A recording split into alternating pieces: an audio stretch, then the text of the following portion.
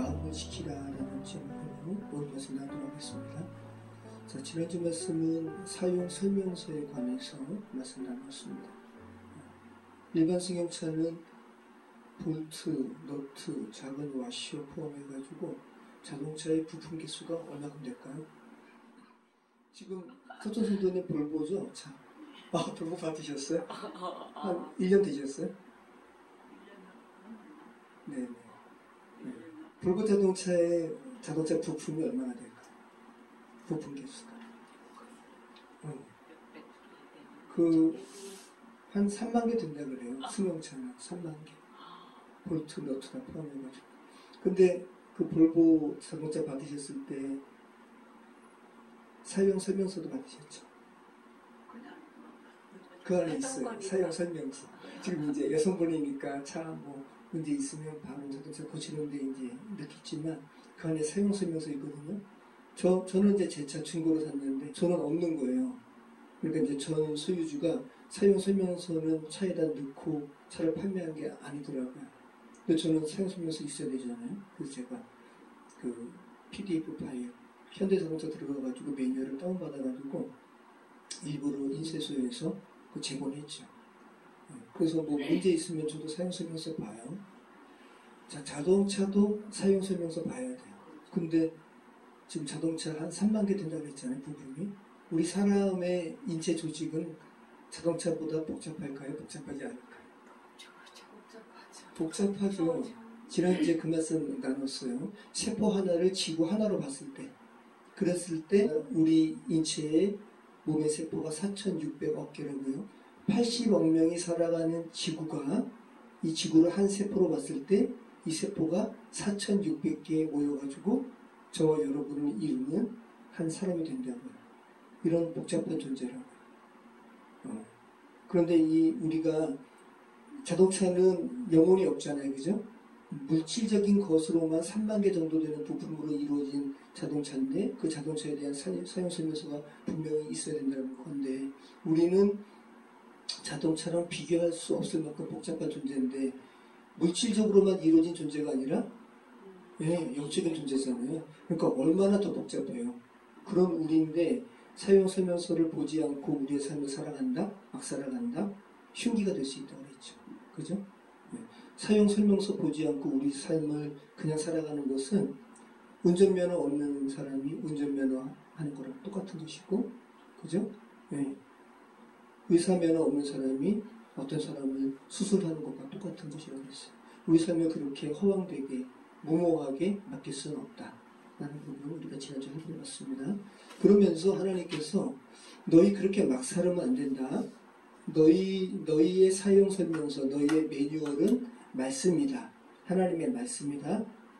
그러면서 지난주 말씀은 들으라 라는 말로 시작이 됐고요. 오늘 말씀도 계속해서 지난주는 내 아들아 들으라 라고 했는데 오늘 말씀은 아들들아 아비의 훈계를 들으라 라고 하고 있죠. 더 보편적이죠. 아들들아. 이제 오늘 말씀은 그래서 더 보편적인 말씀인 거예요. 우리 서춘수 성도님 예전에 어머니 아버지 말씀 들으셨죠? 그렇죠. 지금 그리고 자녀분도 우리 서춘수 성도님 말씀을 들으시고 손자분 케어하시는데 들으시죠? 성경에 지난주 말씀이 이제 듣는다라는 부분에 대해서 나눴는데요. 성경에 듣는다라는 이 단어가 처음 쓰인 것이 성경이 이렇게 두껍잖아요. 66권. 이 66권 중에 처음 쓰인 그 장이 처음 쓰인 책이 어디겠어요? 당연히 창세기겠죠. 그럼 창세기의 어느 본문에 이 듣는다라는 이 단어가 처음 쓰였을까요?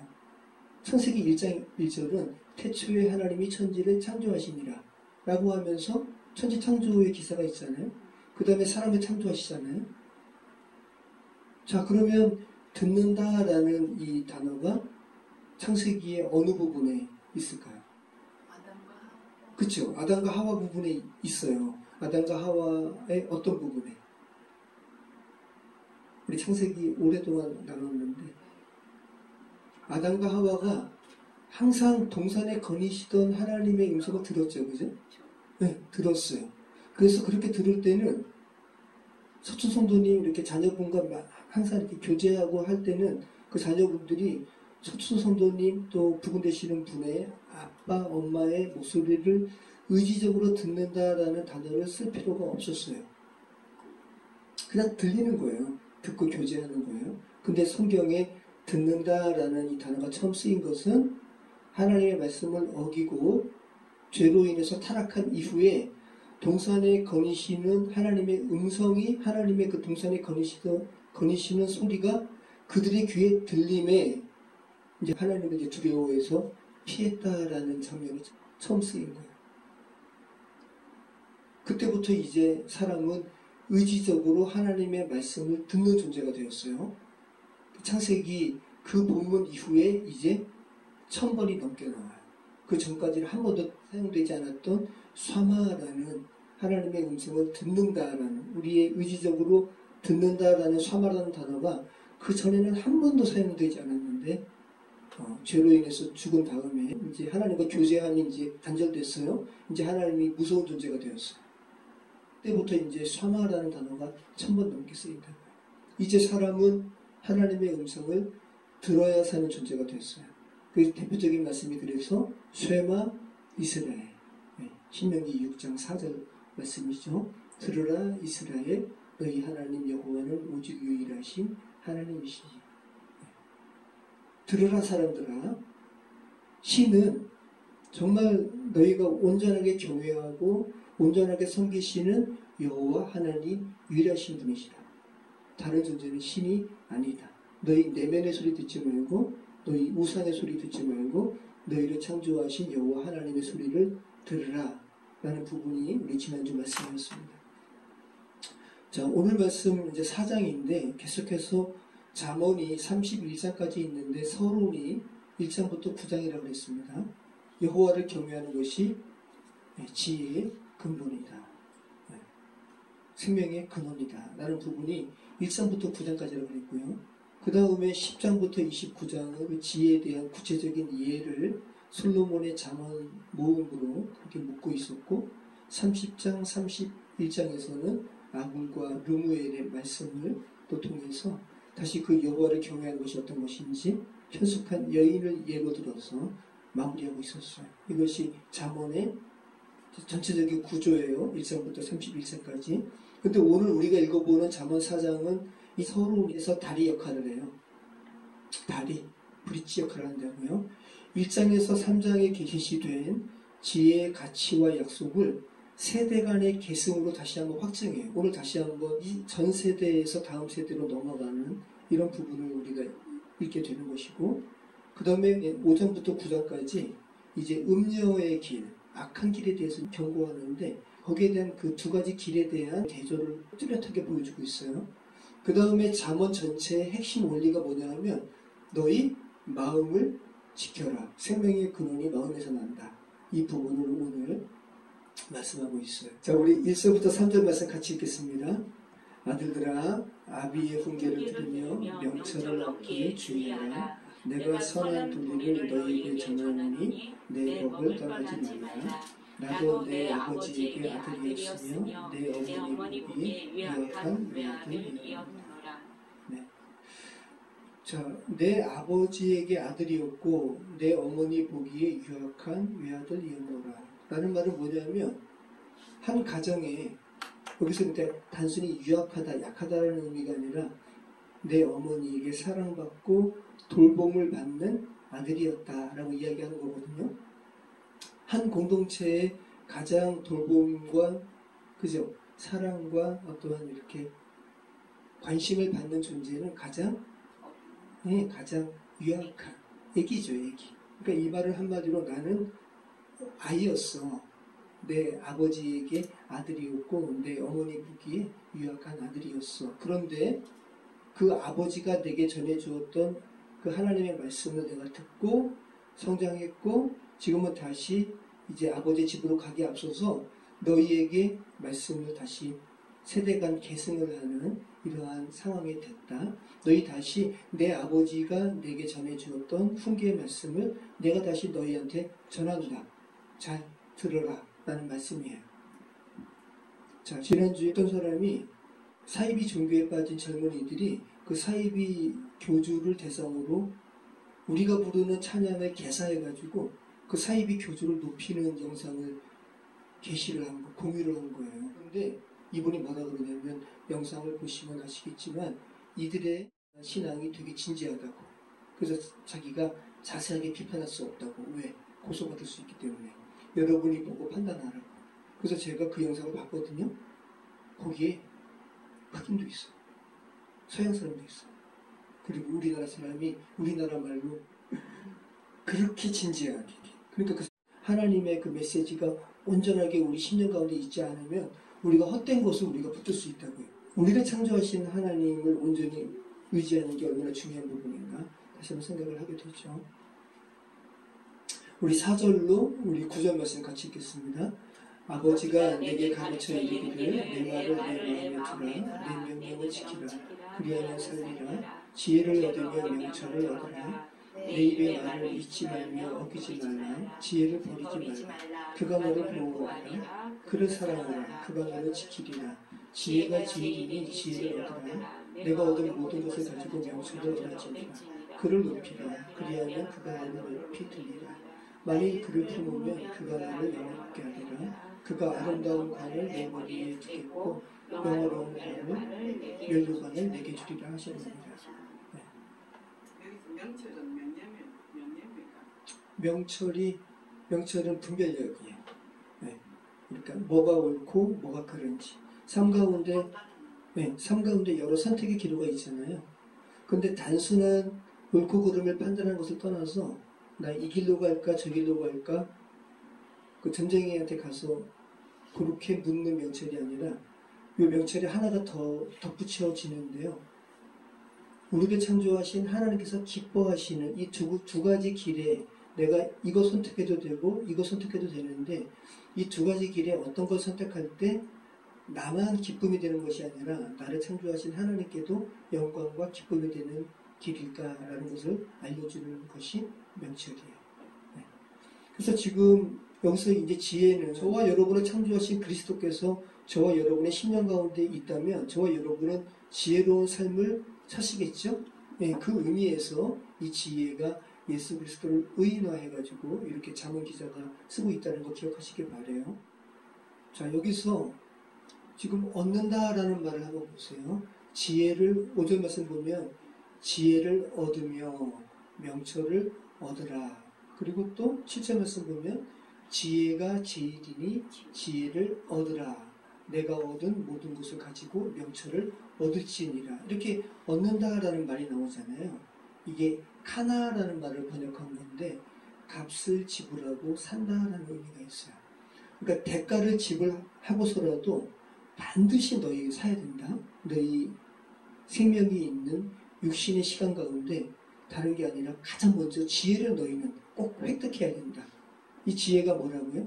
우리를 창조하신 그 하나님, 그죠? 그 하나님 그 자체를 우리 가운데 모시고, 그죠? 우리 가운데 그분의 뜻을 구하고 분별할 수 있는 이 지혜가 곧 우리에게 생명의 근원이기 때문에 가장 먼저 그것을 구하라는 거예요. 자, 10절, 13절 같이 읽겠습니다. 내 아들아 들으라, 내 말을 받으라. 그리하면 내 생명의 해가 길리라. 내가 지혜로운 길을 내게 가르쳤으며 정직한 길로 너를 인도하신즉 다닐 때에 내 걸음이 공고하지 아니하겠고 달려갈 때에 실족하지 아니하리라. 훈계를 굳게 잡아 놓치지 말고 지키라. 이것이 내 생명이니라. 자, 오늘 10절로 13절까지는 지혜를 붙들면 너희의 생명이 길 거야 라고 지혜와 장수와의 관계를 두 번이나 쓰고 있죠. 10절 말씀 보면 내 아들아 내 말을 받으라. 이 지혜를 너희 얻으라는 말이거든요. 그리하면 내 생명이 길리라. 그죠? 그 다음에 또 13절 말씀 보면 훈계를 굳게 잡아 놓치지 말고 지키라. 이것이 내 생명이니라. 지금도 마찬가지인데 고대나 지금이나 장수를 최고의 복으로 이렇게 여겼다는 거. 자, 우리 14절, 15절 같이 읽겠습니다. 사악한 자의 길에 들어가지 말며 악인의 길로 다니지 말지어다. 그의 길을 피하고 지나가지 말며 돌이켜 떠나갈지어다. 자, 지금 들어가지 말며 어떤 길로 악인의 길로 다니지 말지어다. 그의 길, 이건 악한 길이죠. 악한 길을 피하고 지나가지 말며 돌이켜 떠나갈지어다. 이 주체가 다 뭐라는 거예요? 이 말을 듣는 아들들이에요. 너가 내 말을 듣고 사악한 자의 길에 들어가지 말아라. 내 말을 기억하고 들어가지 말라는 거예요. 그러니까 모두 말씀을 듣는 자 스스로 회피할 수 있는 길이라는 거예요. 그래서 내가 악한 길로 들어선 거 어쩔 수 없었어요. 라고 핑계할 수 없다라는 거예요. 네. 지혜의 말씀을 내가 너희한테 전한다. 너희가 이 지혜의 말씀을 간직한다면 너는 이 말씀을 상기하고 악한 자, 사악한 자의 길에서 너희는 떠나갈 수 있다라는 거죠. 핑계할 수 없다라는 거예요. 자, 악한 자들이 지금 어떻게 하는가? 16절, 우리 19절 말씀 같이 읽겠습니다. 그들은 악을 행하지 못하면 자지 못하며 사람을 넘어뜨리지 못하면 잠이 오지 아니하며 불의의 떡을 먹으며 강구의 술을 마십니다. 의인의 길은 돋는 햇살 같아서 크게 빛나 한낮에 광명에 이르거니와 악인의 길은 어둠 같아서 그가 걸려 넘어져도 그것이 무엇인지 깨닫지 못하느니라. 아버지가 지금 자식에게 지혜를 전하면서 길도 함께 전하고 있어요. 그래서 이 길이 갑자기 새로 생긴 길이 아니라 예전부터 있었던 길이라는 거예요. 너희 악인의 길 가지 말고 의인의 길 가라는 거예요. 자, 예전부터 있었던 길이라는 것은 찾는 자가 적어서 그 길로 가는 자의 수는 적어도 동행하는 이들이 반드시 있다라는 거죠. 그래서 이 길과 관련해서 예수님께서 말씀하시는 거죠. 마태복음 7장 13절로 14절. 한번 좁은 문으로 들어가는 내 마음으로 인도하는 문은 크고 그 길이 넓어 그리로 들어가는 자가 많고 생명으로 인도하는 문은 좁고 길이 협착하여 찾는 자가 적으니. 악인의 길은 넓어요. 그래서 많은 사람들을 유혹하는 길이에요. 그래서 많은 사람들이 글로 갑니다. 그런데 의인의 길은, 지혜의 길은 적고 협착해요. 그래서 고난의 길인데, 근데 그 안에 의가 있다는 것 아는 사람들은 기꺼이 그 길로 간다는 거죠. 그리고 그 길이 생명으로 인도하는 문이라는 거예요. 자, 20절로 27절 같이 읽겠습니다.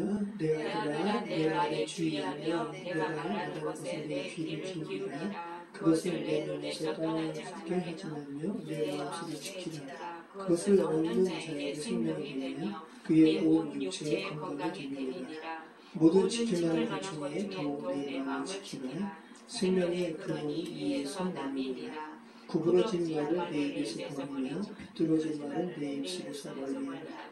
내 눈은 바로 보며 내 눈꺼풀은 내 옆을 곱게 살펴 내 발이 행할 길을 평탄하게 하며 내 모든 길을 든든히 하라. 좌로나 우로나 치우치지 말고 내 발을 악에서 떠나고.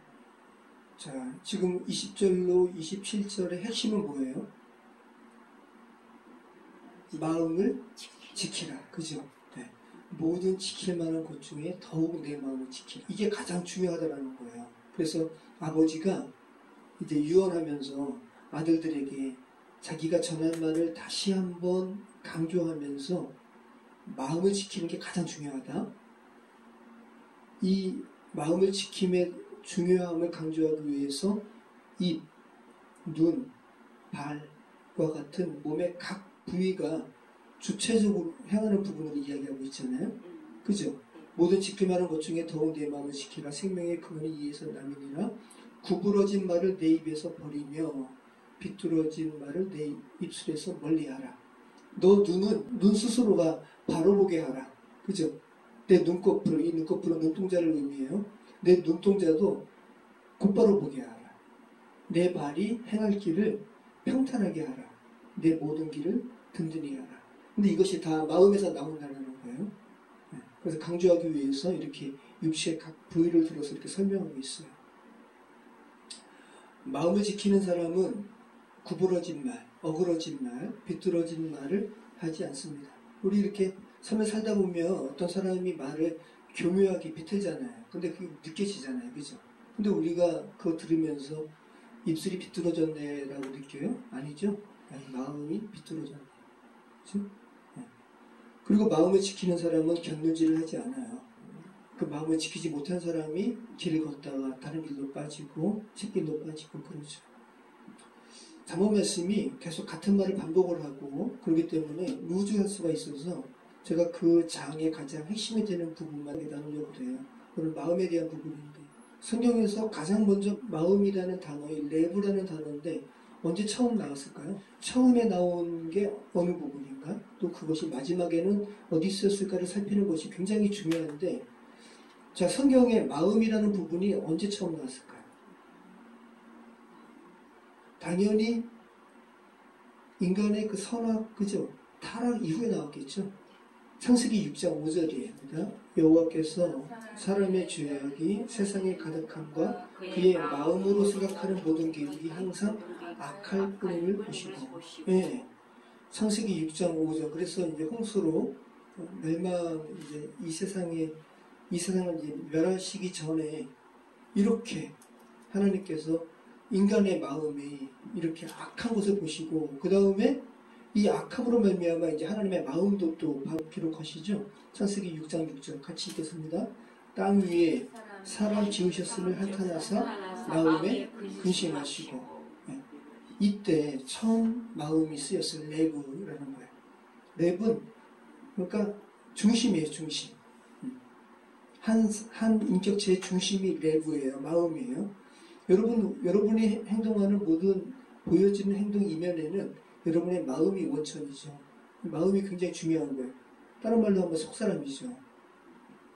자, 그럼 이 속사람, 이 마음, 레브가 가장 마지막에 쓰인 본문은 어디일까요?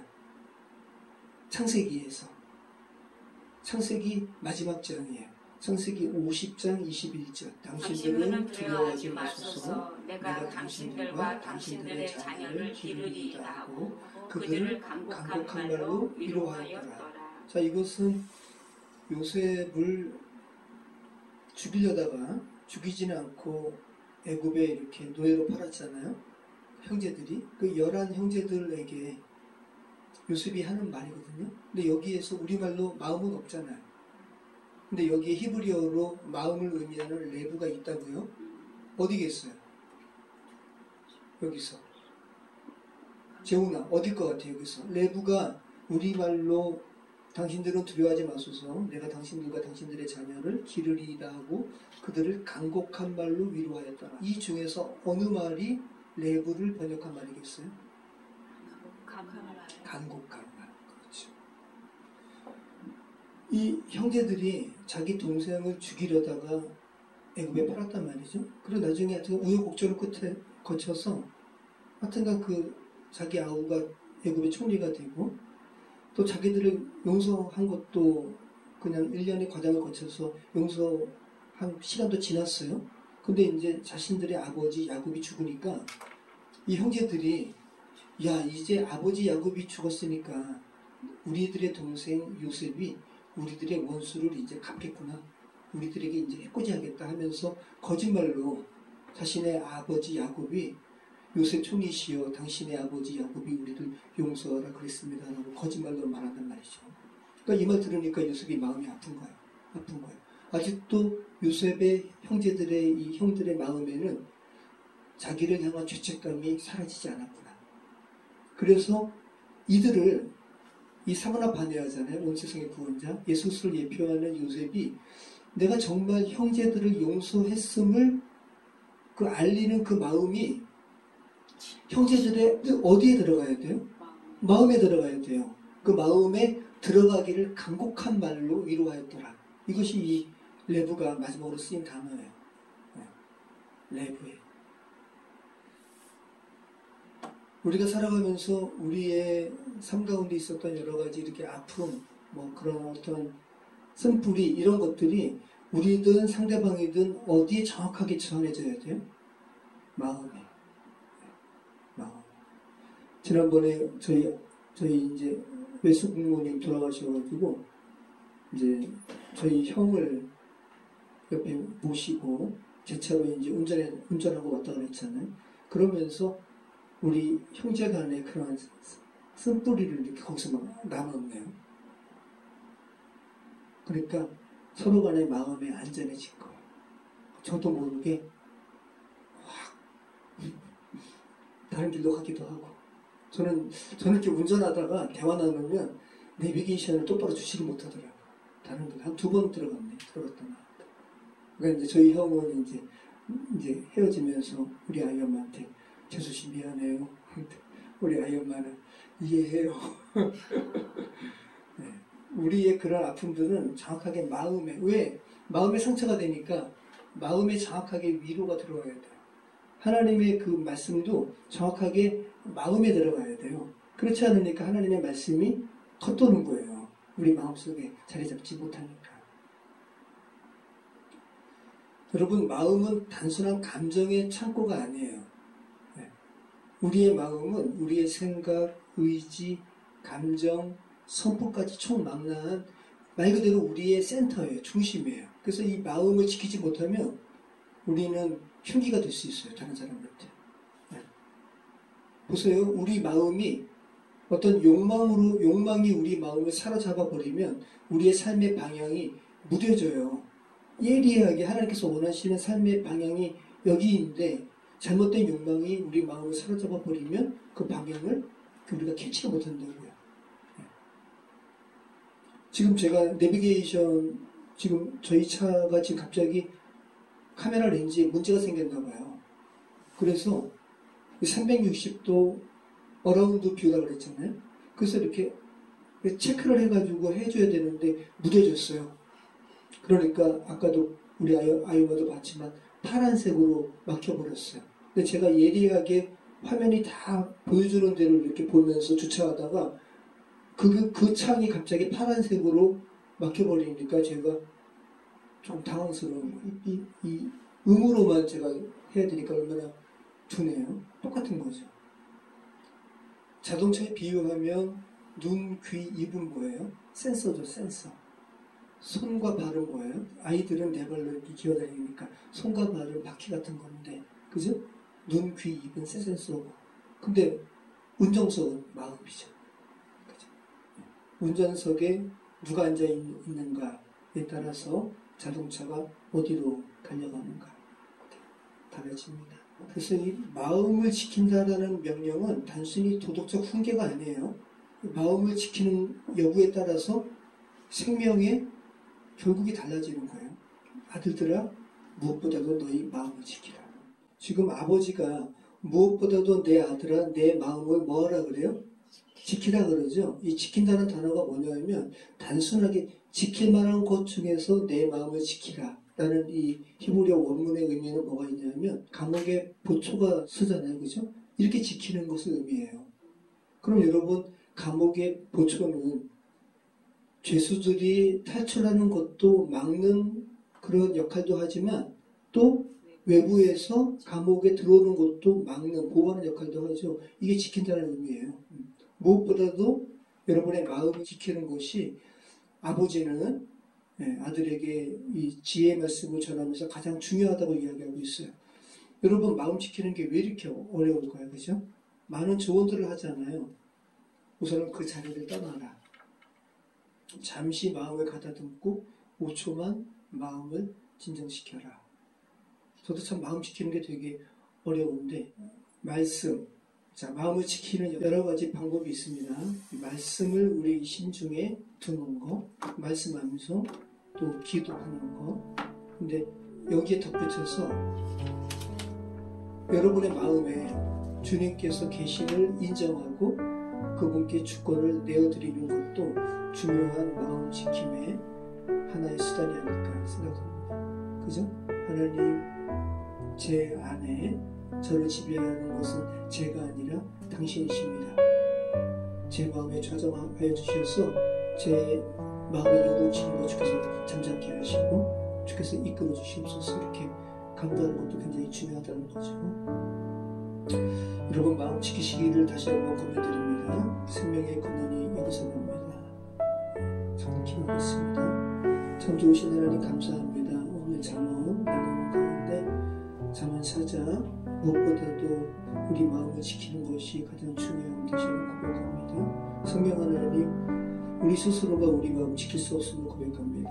우리 안에 계신 하나님께 우리의 주권을 내어드리고 주님께서 우리의 모든 감정과 또 우리의 모든 상황을 주께서 인도하시고 주께서 친히 살피시옵소서.